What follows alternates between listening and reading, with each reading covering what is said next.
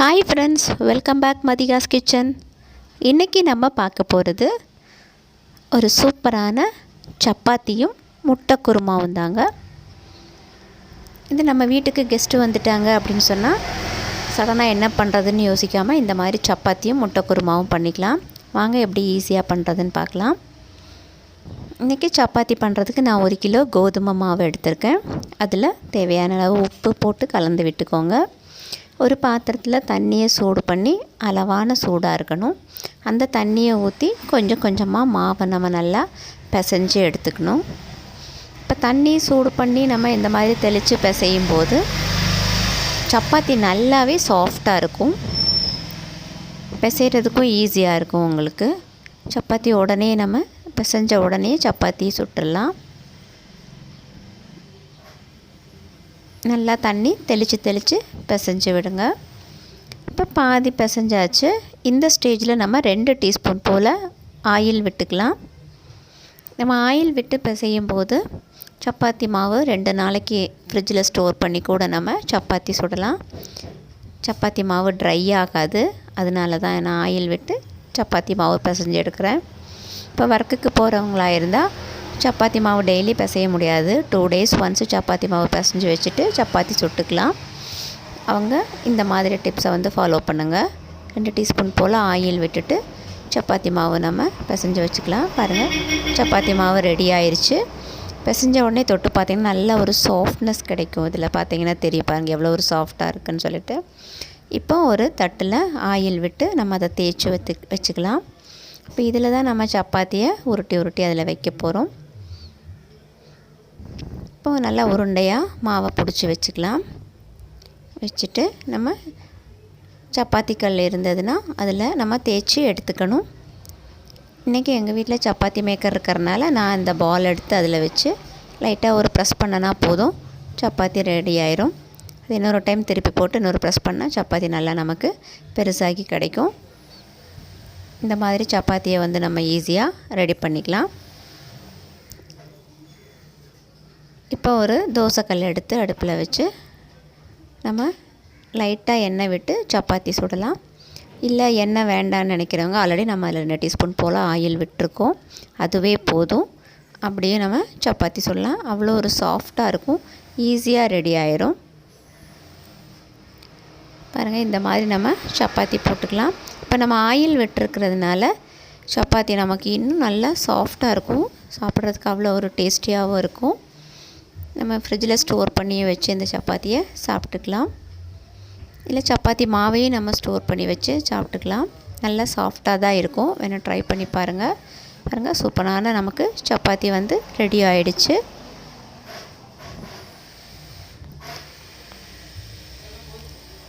நான் 1 கிலோ சப்பாத்தி மாவு பிசைஞ்சிருக்கேன். எனக்கு 2 நாள் ஸ்டோர் பண்ணி வச்சு யூஸ் பண்ணுற மாதிரி இருக்கும். அதனால தான் நிறைய மாவு வச்சுருக்கேன். நீங்கள் ஒர்க்குக்கு போகிறவங்க இந்த மாதிரி யூஸ் பண்ணிக்கலாம். 2 days ஒன்ஸ் மாவு பிசைஞ்சு வச்சா போதும், நம்ம சப்பாத்தி போட்டுக்கலாம். பாருங்கள், சப்பாத்தி ரெடி ஆகிடுச்சு. இப்போ இதுக்கு நம்ம குருமா ரெடி பண்ணலாம். இதுக்கு நான் இன்றைக்கி முட்டை குருமா ரெடி பண்ண போகிறேன். அதனால் 10 முட்டை தண்ணியில் வேக போடுறேன்.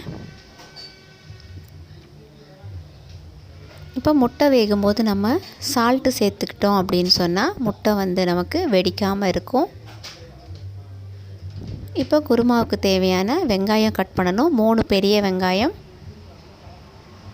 நல்ல பெரிய சைஸ் வெங்காயம் பொடியாக கட் பண்ணி வச்சுருக்கேன். கூடவே 4 வரமிளகாய், ஒரு கொத்து மல்லித்தலை, ஒரு கொத்து கருவேப்பிலை, இது கூட நல்ல பழுத்த தக்காளி பழமாக ஒரு 3 தக்காளி பழம் பொடிசாக கட் பண்ணி வச்சுருக்கு. இப்போது இஞ்சி பூண்டு பேஸ்ட்டு நமக்கு 2 டீஸ்பூன் வர்ற அளவுக்கு இஞ்சி பூண்டு பேஸ்ட்டு மிக்சியில் போட்டு நம்ம அரைச்சி எடுத்துக்கலாம்.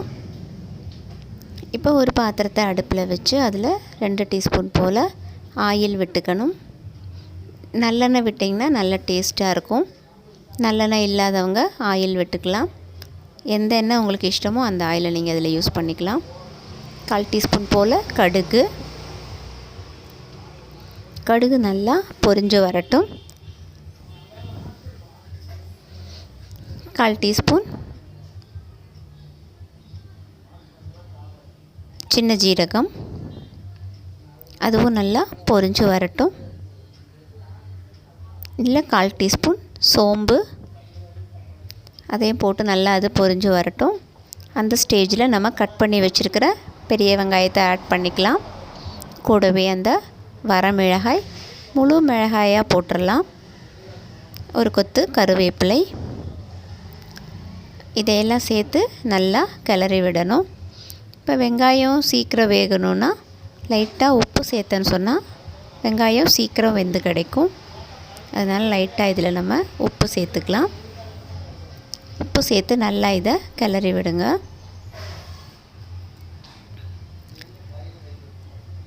வெங்காயம் கண்ணாடி பதம் வர்ற அளவுக்கு வெந்துட்டால் போதும்.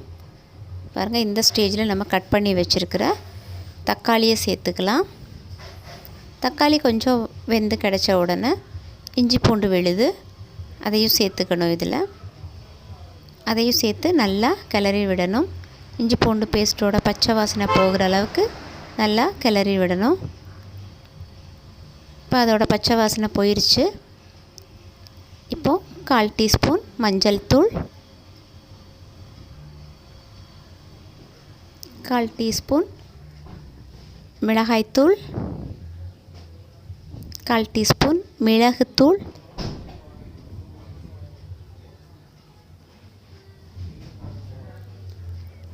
கரம் மசாலா பவுடர் ஒரு 1/4 டீஸ்பூன்,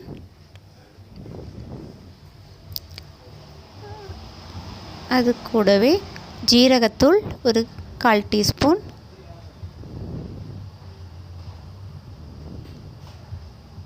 அது கூட மல்லித்தூள் 2 டீஸ்பூன் போல் நம்ம இதில் போட்டுக்கணும். போட்டுட்டு இதை நல்லா கலந்து விடுங்க. இதில் வீட்டில் நீங்கள் அரைச்சி வச்சுருக்கிற குழம்பு மிளகாய் தூள் இருந்ததுன்னா அது போடலாம். அது இல்லை அப்படின்னு சொன்னால் கடையில் விற்கிற எக் மசாலா கறி வாங்கி அந்த பவுடரை நம்ம இதில் மிக்ஸ் பண்ணிக்கலாம். இந்த டேஸ்ட்டு பிடிக்காதவங்க சிக்கன் பவுடர் இருந்தாலும் அதை யூஸ் பண்ணிக்கலாம். சிக்கன் மசாலா இருந்தாலும் சேர்த்து நல்லா இதை கலந்து விடணும்.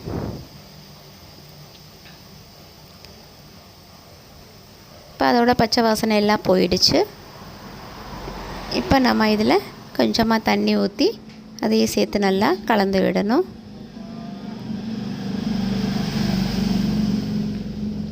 இப்போ உப்பு தேவையான அளவு, உங்களுக்கு எவ்வளோ உப்பு தேவையோ அந்த அளவு நம்ம உப்பெல்லாம் இதில் சரி பார்த்துக்கணும். சரி பார்த்து நல்லா இதை கிளறி விடணும்.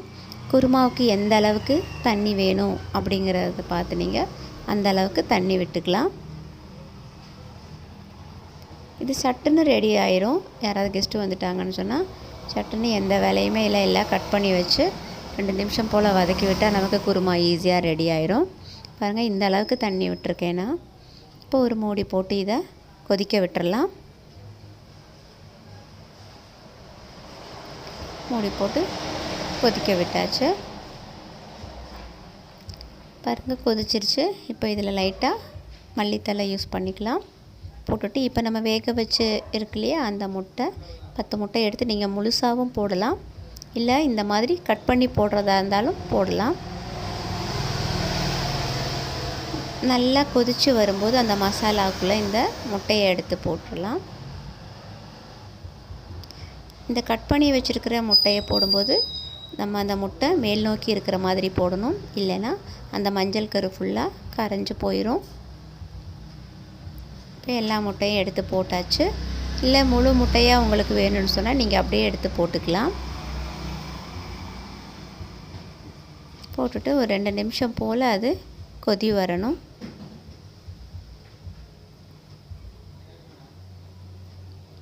அவ்வளோதான், நல்லா கொதி வந்துருச்சு. இந்த ஸ்டேஜில் கொஞ்சமாக நம்ம மல்லித்தலை மேலே தூவி விட்டு ஆஃப் பண்ணிக்கலாம்.